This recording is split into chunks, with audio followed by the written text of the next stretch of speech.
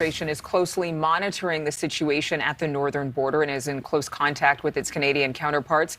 Allison Harris is live at the White House. Any response to what could happen if this Freedom Convoy makes its way to the U.S.?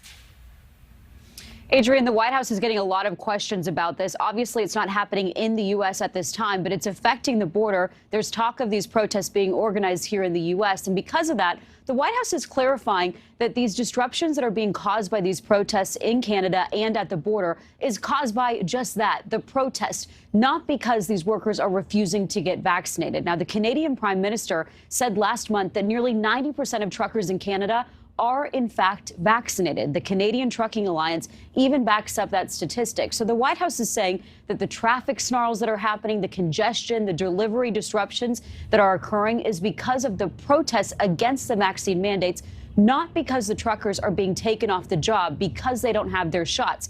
Now, there is some reporting, however, that certain cross-border trucking companies have lower vaccination rates within the company. That could result in those companies losing a larger chunk of their drivers due to the vaccine mandate. Here's what the press secretary said yesterday.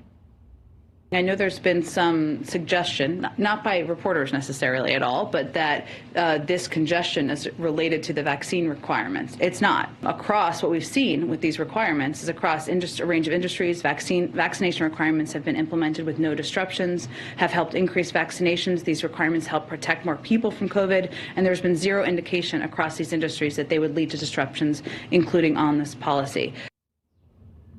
You had the press secretary, Jen Psaki, yesterday also addressing the critical shortage of truck drivers here in the U.S. This is a separate issue from what is happening in Canada, but I think it's important because it highlights how critical truckers are to keeping the supply chain moving and addressing the ongoing backlog caused by the pandemic. The White House is right now leading an effort in the U.S. to encourage the trucking industry to recruit and retain drivers who have military experience. They're working with veterans groups to try to employ veterans with trucking jobs in the trucking industry. Adrienne? Thank you so much for watching. Make sure to click on the red subscribe button below so you can get more of NewsNation's fact-driven, unbiased coverage.